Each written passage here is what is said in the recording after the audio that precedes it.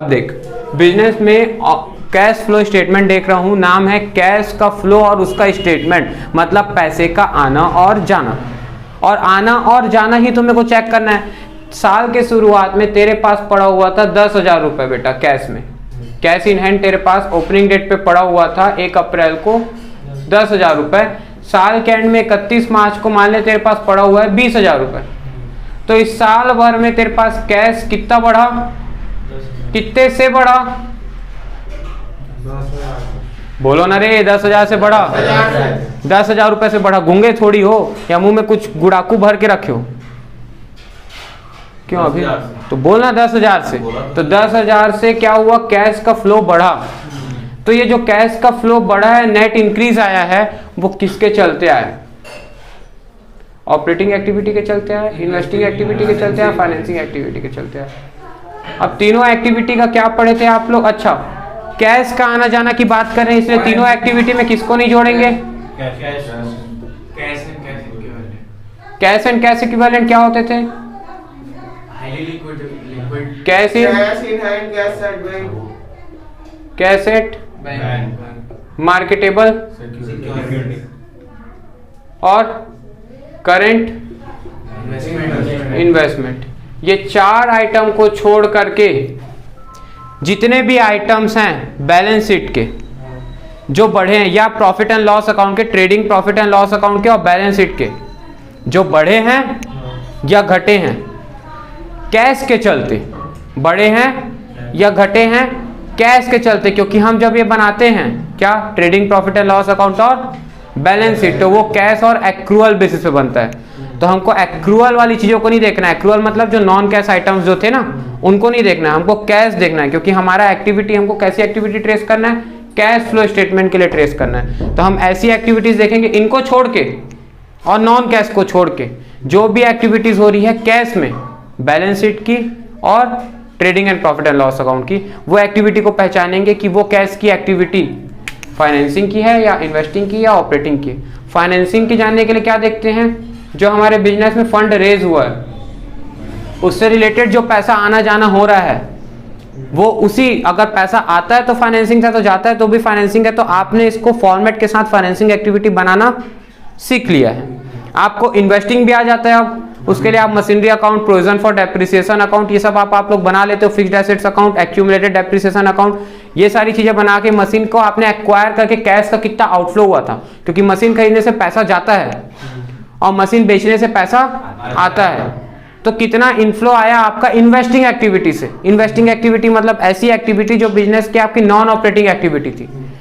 Business में 2 activity होती है, एक होती है ऑपरेटिंग, एक होती है नॉन ऑपरेटिंग। ऑपरेटिंग मतलब जो बिजनेस का ट्रेड है, व्यापार है, सामान का एक्चुअल खरीदी बिक्री, sale and purchase of business is known as trade, और trading activity is known as business operating activity. तो जो बिजनेस की ट्रेडिंग एक्टिविटी है ना, वही कहलाती है बिजनेस की ऑपरेटिंग एक्टिविटी, जो हर साल का खर्चा है या हर साल की सेल एंड परचेज है, वो तुम्हारी ऑपरेटिंग है। इसके अलावा जो भी बिजनेस एक्टिविटी कर रही है वो नॉन ऑपरेटिंग एक्टिविटी है। अब नॉन ऑपरेटिंग एक्टिविटी 2 टाइप की है, एक इन्वेस्टिंग और एक फाइनेंसिंग। ये नॉन ऑपरेटिंग के अंदर का सब टाइप है, क्या, इन्वेस्टिंग और फाइनेंसिंग। ये बनता है क्या, बिजनेस का नॉन ऑपरेटिंग एक्टिविटी, मतलब ये सारे खर्चे क्या बनते हैं, या तो नॉन इनडायरेक्ट एक्सपेंसेस बनते हैं या इनडायरेक्ट इनकम बनते हैं। तो फिर वैसे निकलता है वहां से क्या, ट्रेडिंग अकाउंट। याद करो, ट्रेडिंग अकाउंट आपका बनता था, trading and profit and loss account अगर मैं एक साथ बनाऊं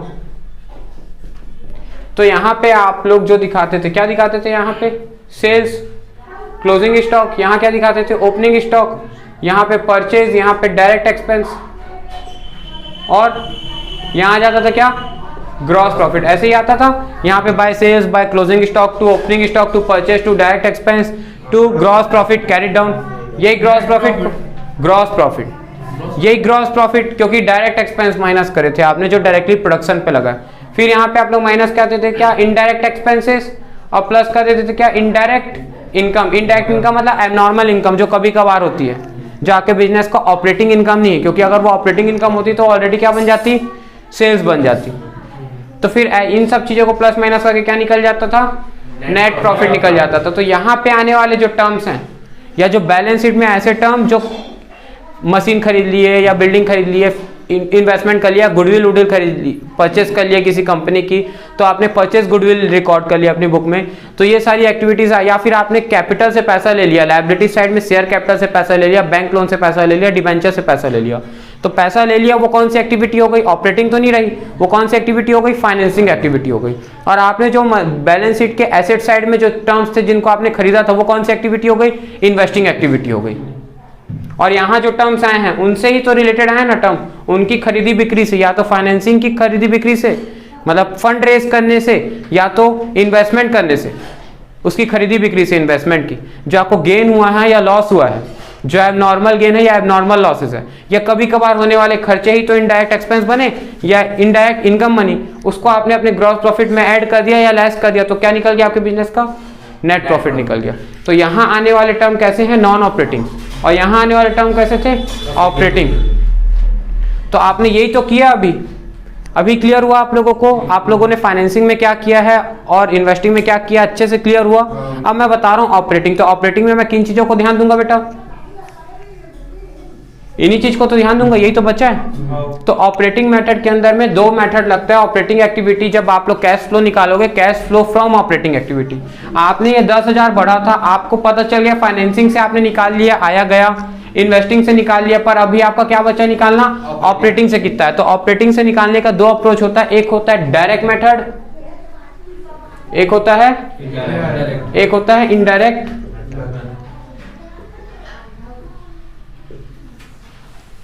मेथड। अब देखो क्या होता है डायरेक्ट मेथड और इनडायरेक्ट मेथड में। सबसे पहले मैं तुम लोगों को बताऊंगा डायरेक्ट मेथड।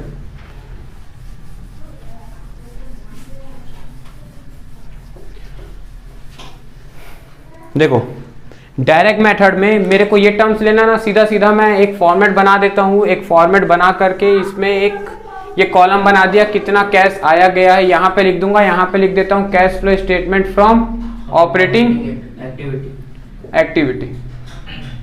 अब देखो मेरा पैसा आया जब मैं सामान बेचा, तो सेल्स भी दो टाइप की होगी, एक कैश सेल होगी, एक क्रेडिट सेल होगी। एक नकदी बेचा, एक उधारी बेचा, है ना। यहाँ पे परचेज जो होगा मेरा वो भी दो टाइप का होगा, एक कैश में होगा, एक क्रेडिट में होगा। एक्सपेंस भी मेरे दो टाइप के होंगे, एक आउटस्टैंडिंग वेजेस आउटस्टैंडिंग होगा और एक वेजेस कैश में दिया होगा। तो एक कैश में होगा, एक नॉन कैश में होगा, मतलब क्रेडिट बोलूं या आउटस्टैंडिंग बोलूं, या नॉन कैश के फॉर्म में होगा, कैश के फॉर्म में नहीं होगा, नॉन कैश फॉर्म में होगा। Is that clear? अब मैं क्या करूंगा, जितने भी चीजों से पैसा आया, किन चीजों से पैसा आया होगा, इनसे तो कैश गया होगा ना। जब मैं सामान खरीद रहा हूं या मैं जब डायरेक्ट एक्सपेंस कर रहा हूं, वेजेस दे रहा हूं प्रोडक्शन करने में, डायरेक्ट प्रोडक्शन करने में जो भी मेरे खर्चे हो रहे हैं कैश के फॉर्म में, उससे तो पैसा मेरे बिजनेस में जा रहा होगा। ऐसे हो जाओ, वो हिल रहा है, हिलाना नहीं, मतलब वो गिर जाएगा। और तू भी देख के पीछे टिकना ना, गिरे मत। हाँ, तो अभी क्योंकि ये हिला था, है ना, तो भाई गिर सकता है, इसलिए भैया गिरेगा तो जुर्माना तेरे ऊपर ही लग जाएगा 20-22 हज़ार का, है ना। 16,000 की चीज़ है लेकिन 22,000 का जुर्माना लग जाएगा, पहले ही बता दे रहा हूँ। तो डेप्रिसिएशन नहीं, एप्रिसिएशन, क्योंकि वो मेरे हाथ में यूज हो गया तो अब वो एप्रिसिएट हो गया है। और उसके अंदर में कंपेंसेशन कौन देगा? जो गिरेगा, मेरा फोन टूटेगा, मैं कब नया फोन लूंगा, इतने दिन तक मैं फोन यूज नहीं कर पाऊंगा, हाँ, तो उसका डेटा जाएगा, दुख लगेगा, उसका भी कॉस्ट जोड़, कन्वीनियंस जोड़, सब जोड़ उसमें, है ना। तो ऐसे करके वो 16,000 22-23,000 पहुंच जाएगा। इसीलिए भाई, हाँ वही, मतलब पकड़ ले तू 25,000 पकड़ ले तू। ऐसे सीधा पता चल रहा है कि OnePlus Nord के बदले उसको देना पड़ जाएगा, इसके बदले OnePlus Nord, है ना। इसीलिए उसको देखना, हिलाना नहीं वहां पे, ठीक है। अभी तक देखो, तो सेल्स में देखो कैसा पैसा आया, कहां से? सामान बेच के पैसा आया, इनसे तो पैसा चले जाता भाई। तो इनफ्लो आया यहां से, तो मैं लिखूंगा proceeds from sale of, proceeds from sale, proceeds from sale, bracket में लिख दो कैश से, ठीक है। जितना पैसा आपका आया, फिर आपको क्या करना है, 25,000 के लिए वो नहीं भसकेगा, वो भरोसा है, वो भसकेगा तो फिर उधर 2 लाख रुपए जुर्माना।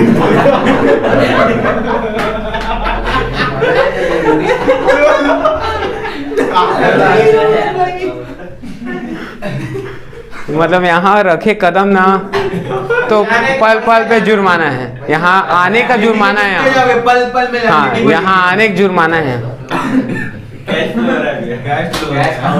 हाँ हम लोग जा रहे भैया।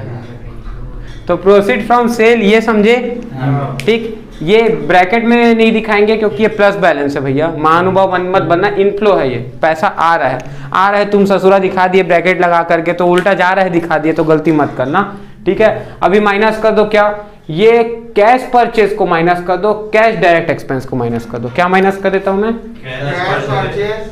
हाँ अच्छा, यहाँ पे ये तो हो गया मेरा प्लस का। अब मैं क्या करता हूँ, इसी में लिख देता हूँ लेस। लेस क्या लिख देता हूँ,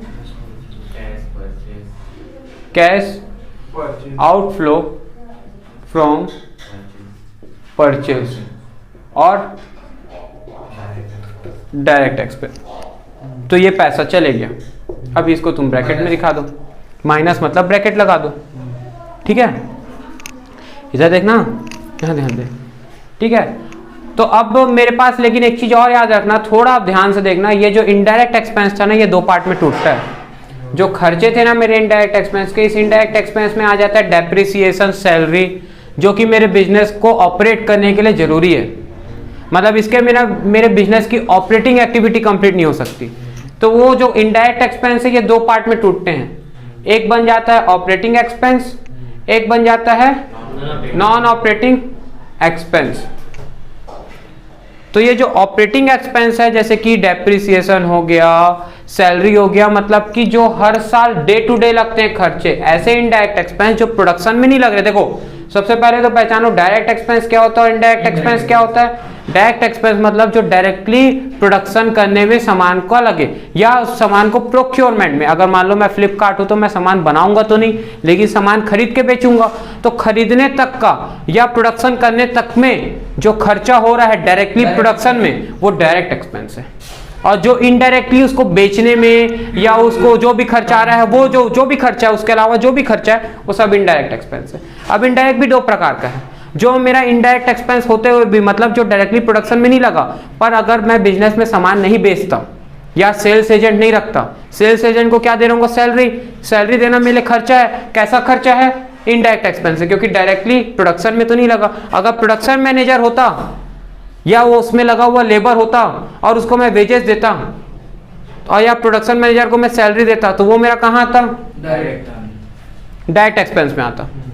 लेकिन क्योंकि मेरा सामान बन गया है, अब इस बने हुए सामान को बेचना भी तो मेरी बिजनेस की जिम्मेदारी है, क्योंकि जब तक बेचूंगा नहीं, फर्दर प्रोडक्शन कैसे करूंगा। अब मेरे पास खैरात का पैसा तो पड़ा नहीं है इतना कि मैं अपने जेब से लगाए पड़े रहूं और बस बना के रख दूं सामान को। अरे सामान तो बना ही इसलिए रहा हूं ताकि बेचूंगा, 2 पैसा कमाऊंगा, फिर बनाऊंगा उसी पैसे से, यही ना है।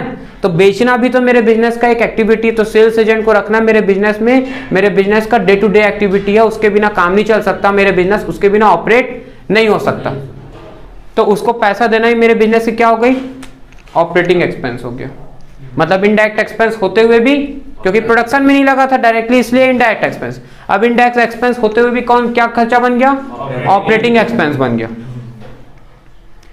और ये ऑपरेटिंग एक्सपेंस आपका 2 टाइप का होता है, कैश में और नॉन कैश में। तो आप माइनस कर दो, क्या, cash outflow from operating expenses. इसको माइनस करने के बाद एक टर्म आ जाता है, आपने अपने बिजनेस का ऑपरेशन कंप्लीट कर लिया है। Sale and purchase is the operation of your business, यही तो आपके बिजनेस की ऑपरेटिंग एक्टिविटी थी। तो इसको आप बोलोगे कैश का फ्लो आया है, तो इसको आप लोग बोलोगे क्या, क्या वर्ड लिखा है, जोर से बोलना,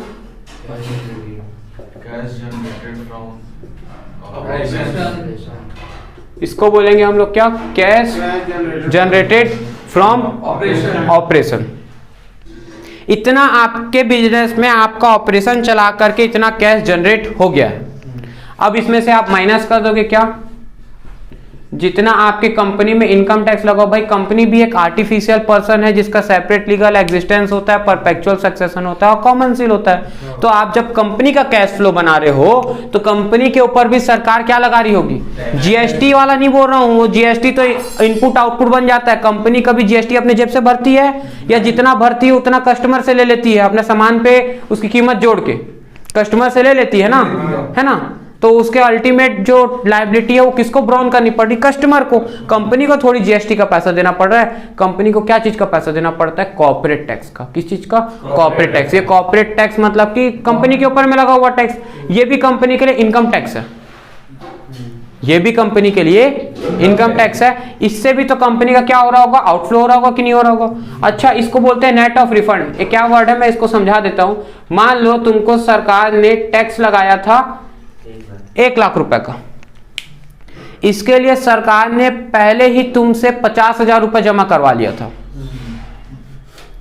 अभी तुम्हारी टैक्स की लायबिलिटी कितनी आएगी, 1 लाख रुपए तुमको सरकार ने लगा रहा था, सरकार टैक्स की लायबिलिटी आ रही थी 1 लाख रुपए, पहले ही तुम भर चुके हो कितना, 50,000।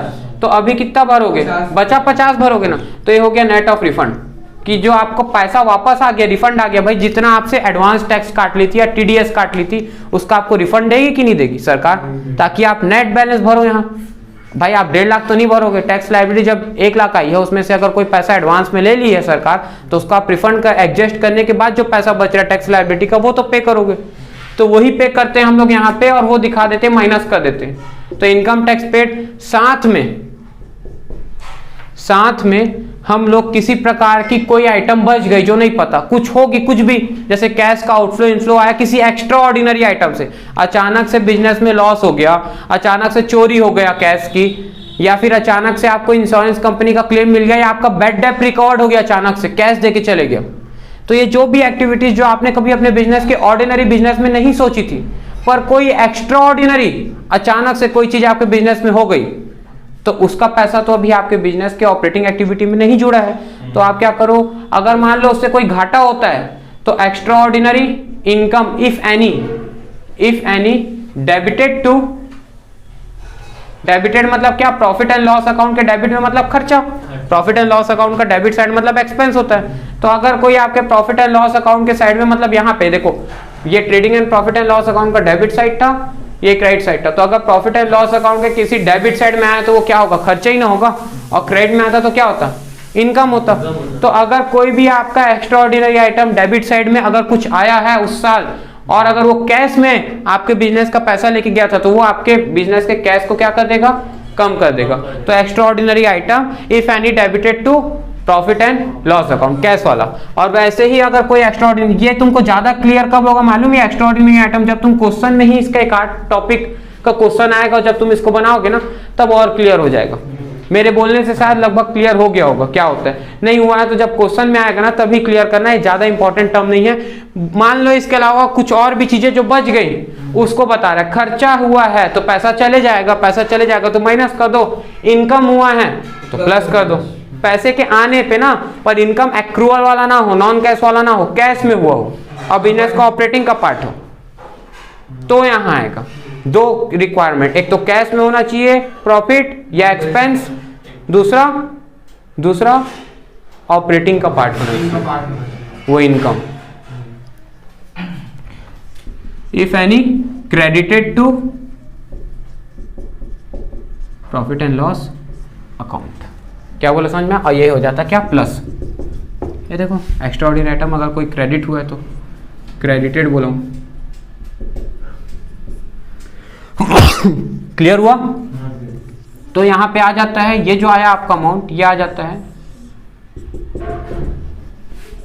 कैश इनफ्लो या फिर आउटफ्लो, दोनों में से कुछ भी आ सकता है, फ्रॉम ऑपरेटिंग एक्टिविटी। क्लियर हुआ। ये था बाय द यूज ऑफ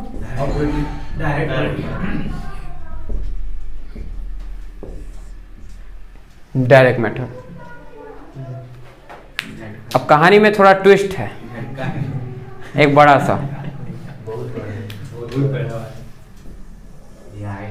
ये मेथड आपके सिलेबस में नहीं है। ये मेथड अब आपके सिलेबस में नहीं है, आपके साथ सीबीएसई वालों ने कर दिया जुमला। आपके में वो दे दिया है जो कॉलेज के स्टूडेंट को देना था, और कॉलेज के स्टूडेंट को वो दे दिया है जो आपके सिलेबस में होना था। मतलब कॉलेज में बच्चा यहाँ ये सीखता है चुन्नू मुन्नू, और अभी आप सीखोगे सीबीएसई में इनडायरेक्ट मेथड। क्योंकि पता है ना, इंडिया के एग्जामिनेशन डिपार्टमेंट को ये चीज़ पता है ना, इंडिया के ह्यूमन राइट्स वालों को, क्या कि ह्यूमन डिपार्टमेंट वालों को, एचआरडी मिनिस्ट्री को ये पता है ना, एजुकेशन मिनिस्ट्री जो अब हो गई है उसको ये पता है ना कि पढ़ने वाला बच्चा ससुरा पूरा 12वीं तक ही भरा पड़ा है, उसके बाद कॉलेज की लाइफ में पढ़ता कौन है। तो कॉलेज की लाइफ में आसान वाला दो, अब पढ़ाना जो भी कुछ है वो 11वीं 12वीं में ही पढ़ा लो, क्योंकि बच्चा 11वीं 12वीं तक ही पढ़ता है। इसीलिए इनडायरेक्ट को यहाँ रखा है और डायरेक्ट को वहाँ रखा है, कुछ सोच समझ के ऐसी बनाया होगा। अभी देखो दूसरी चीज यहाँ पे क्या है, अब तुमको ये मेथड से नहीं बनाना है, तुमको बनाना है इनडायरेक्ट मेथड से। अब कैसे बनाओगे, तुम देखो ऊपर के टर्म्स को प्लस करते आए हो, अभी तक क्या करे हो, ऊपर के टर्म को कैश वाली चीजों को प्लस करे हो, और क्या निकाले थे, कैश जनरेटेड फ्रॉम ऑपरेशन। यहां तक के मेथड को बोलते हैं डायरेक्ट, यहां तक के मेथड को बोलते हैं यूज ऑफ डायरेक्ट मेथड। अब तुमको निकालना है, नीचे तुमको दे देगा क्या, नेट प्रॉफिट। क्या दे देगा, नेट प्रॉफिट। तुमको इसको पकड़ना है और इसको पकड़ के तुमको ये निकालना है। कैसे निकालोगे, तो अभी तक नेट प्रॉफिट से जितने भी एक्सपेंसेस को माइनस करे थे, ग्रॉस प्रॉफिट से इसको माइनस करे थे, इसको प्लस करे थे, तो ये आया था, है ना। ग्रॉस प्रॉफिट में ये ऐड करे थे और ये खर्चों को माइनस कर दिया था, तो नेट प्रॉफिट आ गया था। अब नीचे से ऊपर जाना है तो नेट प्रॉफिट में खर्चों को प्लस कर दे और इनकम को माइनस कर दे, तो क्या आ जाएगा, ग्रॉस प्रॉफिट आ जाएगा, है ना। तो नीचे से ऊपर जाएगा, ग्रॉस प्रॉफिट आ गया। ग्रॉस प्रॉफिट में फिर नॉन कैश वाले आइटम्स को क्या कर दे, क्रेडिट और नॉन कैश वाले आइटम को जोड़ दे, तो क्या आ जाएगा, कैश का generated from operation by use of indirect method. मतलब डायरेक्ट मेथड में ऊपर से नीचे कैश वाले टर्म को पकड़े थे, और इनडायरेक्ट मेथड में नीचे से ऊपर जाएंगे और नॉन कैश वाले टर्म से कैश में पहुंचेंगे। मतलब इनडायरेक्ट मेथड में non cash and non operating term को पकड़ते हुए हम कैश के जनरेटेड फ्रॉम ऑपरेशन में पहुंचेंगे। मतलब नॉन कैश से कैश में पहुंचना, तुम बात समझ पा रहे हो, नॉन कैश से कैश में पहुंचना। नेट प्रॉफिट से आप कैसे अपने बिजनेस की जो जनरेट हुई है, कैश जनरेट हुई है ऑपरेशन से, वहां पहुंचना, क्योंकि ये आपस में रिलेटेड है, trading and profit and loss account. इसलिए नीचे से ऊपर पहुंचा जा सकता है, और क्योंकि ये नीचे से ऊपर पहुंचा जा सकता है इसीलिए इस मेथड को बोलते हैं इनडायरेक्ट मेथड, कि इनडायरेक्ट मेथड से कैश का इनफ्लो आउटफ्लो निकालना। तो इसको मैं तुम लोगों को अगले वीडियो में एक्सप्लेन करूंगा, जहां पे मैं तुम लोगों को trading and profit and loss account पूरा अच्छे से लिखाऊंगा। तुमको ये वीडियो ध्यान में रखना है, यहां से ये मेथड ध्यान रखना है, हमको वहां पे क्या निकालना रहेगा, वो सारे नेट प्रॉफिट को प्लस करते हुए यहां तक पहुंचना रहेगा। इसके बाद तो फिर ये सारी चीजें वहां भी माइनस होगी, ध्यान से देखना, ये सारी चीजें तो वहां भी प्लस माइनस होंगी, और फिर ये ऐसे ही निकलेगा, वहां से भी कैश का इनफ्लो आउटफ्लो। बस कहां तक पहुंचना है हमको, हमारी जर्नी डायरेक्ट इनडायरेक्ट की कहां तक होती है, कैश जनरेटेड फ्रॉम ऑपरेशन तक की होती है जर्नी, डायरेक्ट और इनडायरेक्ट की। उसके बाद तो सारा चीज डायरेक्ट ही होता है, दोनों ही मेथड में सेम होता है। मतलब चाहे इस मेथड में हो चाहे उस मेथड में हो, यहां के बाद जो चीजें होंगी वो तो सेम ही रहेगी, पर यहां तक आपका डायरेक्ट और इनडायरेक्ट होता है। और आपको अगर इनडायरेक्ट से पढ़ना है तो याद आपको क्या करना पड़ेगा, नेट प्रॉफिट को पहले रखना पड़ेगा। इसको बोलते हैं net profit before tax and extra ordinary item.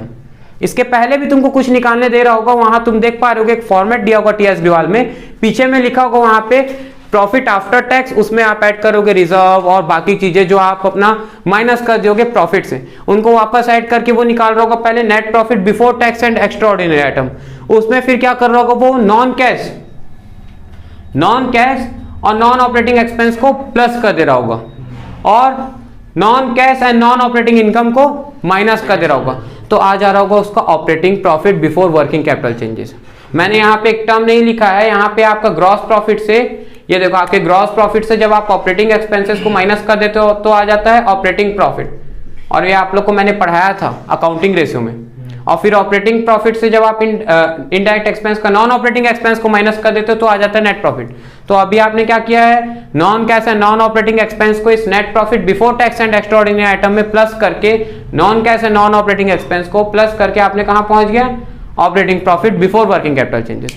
अब इस operating profit before working capital changes में आपको करंट एसेट्स और करंट लायबिलिटी का बढ़ना घटना प्लस माइनस करना है।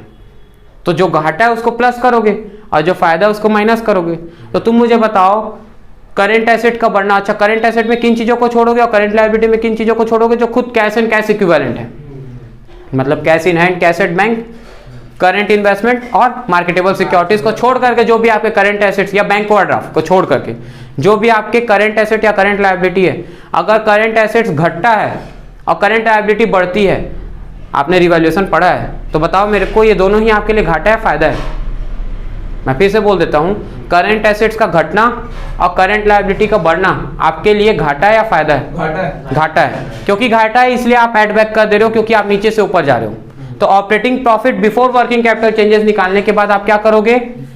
Decrease in current assets and increase in current liability को एड बैक कर दोगे और इसी का वाइस वर्सा क्या कर दोगे? लेस कर दोगे, जो आपके लिए इनकम हो। तो क्या आपके लिए इनकम होगा? एसेट्स का बढ़ना और लायबिलिटी का घटना। एसेट्स का बढ़ना, अभी तक एसेट्स का घटना हो रहा था और लायबिलिटी का बढ़ना हो रहा था, तो घाटा था उसको आप ऐड कर दिए थे। पर अब एसेट्स बढ़ रहा है और लायबिलिटी कम हो रही है, तो ये आपके लिए फायदा है। क्योंकि फायदा है तो माइनस कर दो। तो ऐसा करने के बाद आप जैसे ही ऑपरेटिंग में ये दो चीज का करे, इफेक्ट डाले, आपका आ जाएगा क्या? कैश जनरेटेड फ्रॉम, मतलब आपका सबसे पहला स्टेज क्या हो गया इनडायरेक्ट मेथड में? Calculation of net profit before tax and extraordinary item. मैं लिख देता हूं, सबसे पहला काम क्या हो गया? Calculation of net profit before tax and extra ordinary items. यही हो गया सबसे पहला काम कि भाई आप अपने net profit before tax and extra ordinary item तक पहुंचो। ये क्या है, कैसे है, ये मैं आपको अगले वीडियो में समझाऊंगा अच्छे से, कैसे कहां से क्या क्या निकल रहा है, एक एक टर्म्स लिखवाते हुए मैं आपको समझाऊंगा। अभी सिर्फ एक ओवरव्यू दे रहा हूं कि जो बच्चे खुद से पढ़ना चाहते हैं वो एक बार इन टर्म्स को देखते हुए एक बार खुद से समझने की कोशिश कर सकते हैं और समझ में पूरा आ जाएगा। यहां से सारे कॉन्सेप्ट मैं यही क्लियर कर दे रहा हूं, बस सारे टेक्निकल नॉलेज जितने भी होंगे वो सेकंड वीडियो में मिलेंगे इनडायरेक्ट मेथड के। दूसरा काम है, अब ये निकल गया नेट प्रॉफिट, तो इसी में प्लस माइनस करके मैं क्या निकाल लूंगा? Calculation of operating profit before working capital changes.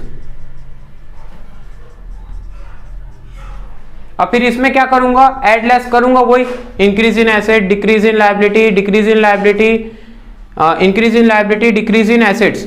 ये चार टर्म का प्लस माइनस करूंगा, जो खर्चा है उसको प्लस और जो इनकम है उसको माइनस। तो फिर क्या मेरा आ जाएगा? Cash generated from operation. तो तीन स्टेज में बना के ये निकल गया सीधा, ये निकल गया। उसके बाद फिर इनडायरेक्ट में ये भी तो वही रहेगा, जो यहाँ है वही वहां भी रहेगा। अभी आपको बताया था कि ये दोनों ही मेथड में सेम रहता है। फिर ये माइनस करके आपका फोर्थ पॉइंट क्या निकल जाएगा? तो ये चार स्टेज में आपका इनडायरेक्ट मेथड कंप्लीट। क्या क्लियर हुआ आप लोगों को इनडायरेक्ट मेथड से कैसे ऑपरेटिंग एक्टिविटी बनाना है? बहुत इजी, बहुत सिंपल, बहुत आसान चैप्टर है, एक बार समझने की देरी है। अब आप जैसे ही ऑपरेटिंग निकाल लोगे तो फिर तीन मेथड को प्लस करता है, फिर तीनों मेथड से आपका पैसा आया गया जोड़ के, ऑपरेटिंग से, इन्वेस्टिंग से, फाइनेंसिंग से, उसको जोड़ देता है। उसमें ओपनिंग बैलेंस ऑफ कैश जो 10,000 दिया था, अब तीनों को जोड़ के आपको पता है कितना आ गया? 10,000 आ गया। जैसा कि अभी हम एक केस बनाए थे, उसमें आपका opening balance of cash and cash equivalent को जोड़ दिया 10,000, तो किसके बराबर पहुंच जाएगा? वो closing balance of cash and cash equivalent जो 20,000 दिया था उसके बराबर पहुंच गया। और यही कैश फ्लो चेक करने का तरीका हो गया। तो आपका नाम भी क्या था इसका? कैश का फ्लो। और उस फ्लो का स्टेटमेंट जो अलग अलग एक्टिविटी में कहां से पैसा आया या गया, आप एक स्टेटमेंट बना करके अलग अलग एक्टिविटी में उस स्टेटमेंट का कैश का आना जाना आप दिखा रहे हो, ताकि आपका कोई भी बिजनेस का इंटरनल या एक्सटर्नल यूजर इसको देख करके, इस स्टेटमेंट को देख के ये पता लगा सके कि उसका किस एक्टिविटी से पैसा आया है या ज्यादा गया है, या किस एक्टिविटी में पैसा फालतू पड़े रहा, या किस एक्टिविटी में हमारा ज्यादा पैसा चले गया, ताकि अगले साल की प्लानिंग में उस एक्टिविटी में वो ज्यादा पैसा ना लगाए या कम लगाए, इस चीज की वो प्लानिंग कर सके। तो क्या आपको कैश फ्लो समझ में आया? ये बीआरएस जैसा ही तो एक स्टेटमेंट है, जैसे बैंक रिकंसिलिएशन स्टेटमेंट होता था, वैसे ही ये क्या है? Cash flow statement. वर्ड देखो क्या जुड़ा है, स्टेटमेंट। क्लियर हो रहा है? एक ऐसा स्टेटमेंट जो कैश का इनफ्लो आउटफ्लो बता रहा है साल भर का तीनों एक्टिविटी से, जो ओपनिंग बैलेंस ऑफ कैश और क्लोजिंग बैलेंस ऑफ कैश जो आपका बैलेंस शीट का आ रहा होगा, कैश का बैलेंस या कैश एंड कैश इक्विवेलेंट का, उसके बीच का जो पैसा नेट इंक्रीज आया डिक्रीज आया तीनों एक्टिविटी से, वो कहां से क्या क्या आया है उसको आपने एक स्टेटमेंट बना करके दिखा दिया। क्लियर हुआ चैप्टर? समझ में आई चीजें? अगला वीडियो का आप लोग वेट करें। Thank you.